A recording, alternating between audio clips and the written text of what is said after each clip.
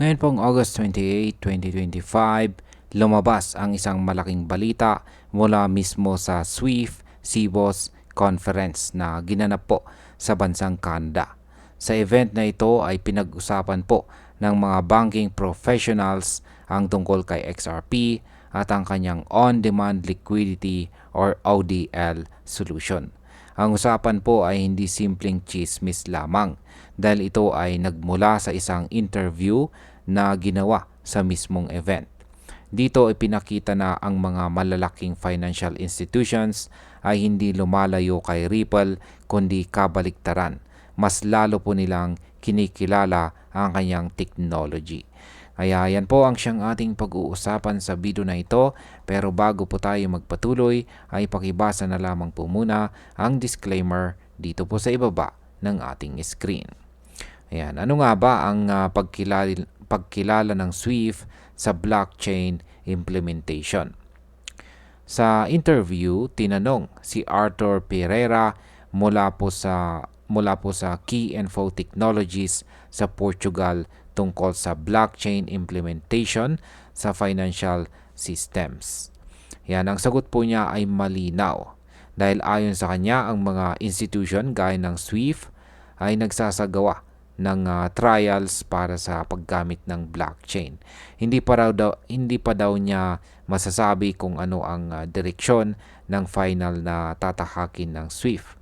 Pero tiyak na bahagi na ng plano ang blockchain adoption. Ang pagkilalang ito ay mahalaga para kay Ripple.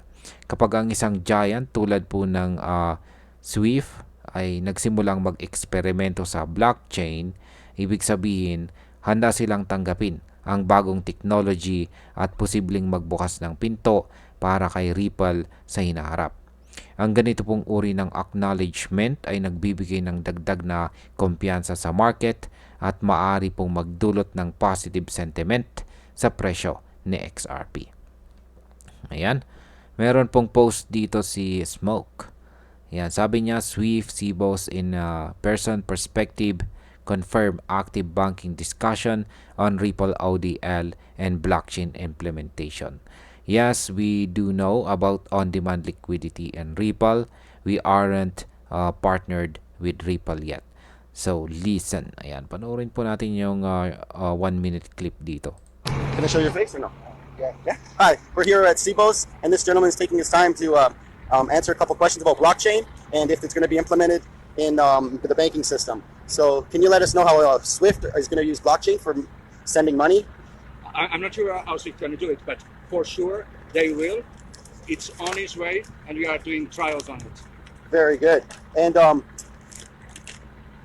do you know about on-demand liquidity and DLT?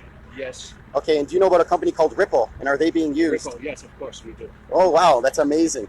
Do you know about bills of lading going to bills of e-lading in the UK? No, we are not involved on that. Okay, but you know about it? Being Yes. used on the blockchain? Yes. Trading is going to be on the blockchain? We had listened about it, but we are not involved in it Right. at the moment. Are you connected with Ripple in any way? A partner with Ripple? Not yet. Not yet.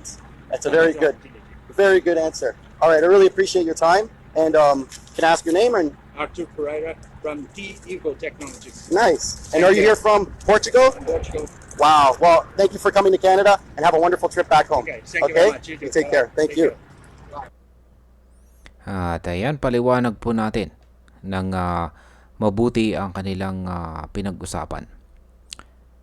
Yan, tinuloy po ng interviewer ang tanong tungkol sa on-demand liquidity at saka distributed ledger technology. Dito tahasang kinilala ni Pereira si Ripple. Nang diretsong tinanong kung alam ba nila ang tungkol kay Ripple, ang sagot po niya ay yes, of course, we do. Ibig sabihin, malinaw na nasa radar na si Ripple sa loob ng mga usapan ng mga malalaking institution. Para kay XRP ay malaking bagay po ito. Kapag ang mga banking professionals ay nagsasabing aware po sila sa kanyang technology, tumataas po ang kredibilidad at mas lumalakas ang posibleng demand. Kapag may demand na ganito, maaari pong umangat ang presyo ni XRP sa market. Ngayon ay gumagamit na ba ng Ripple ang mga institution ngayon? Isa pong mahalagang tanong na itinapon ay kung ginagamit na ba ng kanilang kumpanya ang Ripple Solutions sa kasalukuyan. Ang sagot po ni Pereira ay hindi detalyado. Sinabi niya na may awareness po sila ngunit hindi pa aktibong ginagamit. At nang tanungin tungkol po sa partnership, ang sagot po niya ay not yet. Ang salitang ito na not yet ay napakahalaga. Hindi ibig sabihin na sarado ang pinto para kay Ripple. Sa halip, bukas pa rin ang posibilidad ng partnership sa hinaharap. Sa market perspective, ang mga ganitong salita ay maaari pong mag-trigger ng speculation at posibleng magpataas ng presyo ng XRP dahil may mga traders na bibili po agad bago pa magkaroon ng official na partnership. Bakit naman po malaki ang significance ng Ripple mention sa isang SWIFT event?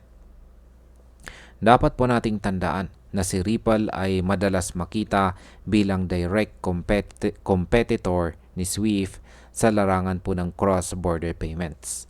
Pero ngayong event, imbis na baliwalain si Ripple, siya ay naging bahagi ng usapan. Kung dati ay tila magkalaban, ngayon ay makikita na hindi na ganoon kasimple ang relasyon. Maaring magbago po ang dynamics kung magdesisyon ang mga institution na gamitin pareho ang kanilang technology. Para sa market, ang ganito pong klase ng development ay nagbibigay ng mas malakas na narrative na si XRP ay may tunay na role sa hinaharap ng global finance. Ano pa ba ang ibang mga blockchain initiatives na nabanggit? Hindi lamang po si Ripple ang napag-usapan.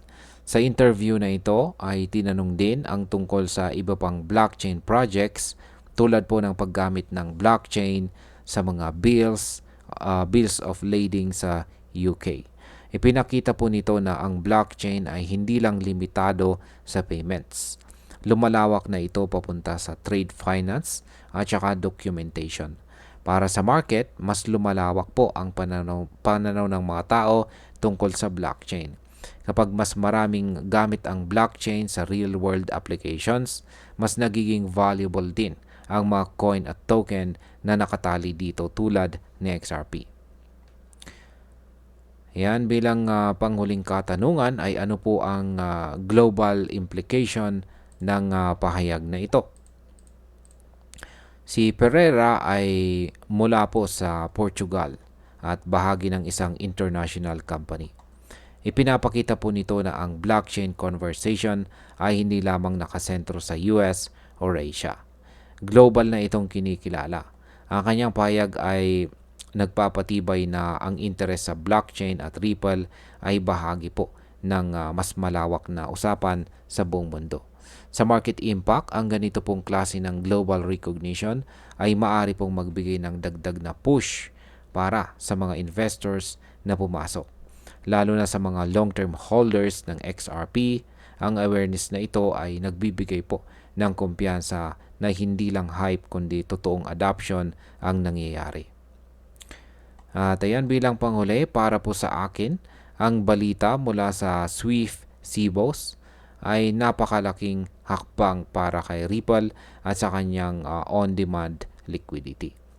Yan, on-demand liquidity solution. Bagamat wala pang direct partnership, ang simpleng pagkilala mula sa isang giant na gaya ng SWIFT ay isa pong napakalaking bagay. Ang salitang not yet ay nagbibigay po ng pag-asa at posibleng maging daan sa mas malalim na collaboration sa hinaharap.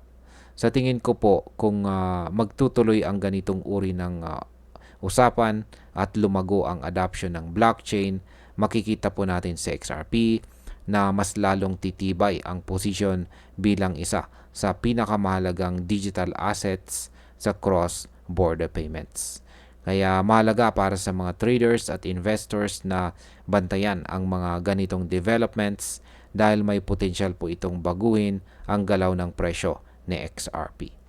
At ayan, hanggang dito na lamang po tayo sa video na ito mga ka-crypto. Marami pong salamat sa panonood. Ingat po tayo lagi at God bless po sa ating lahat.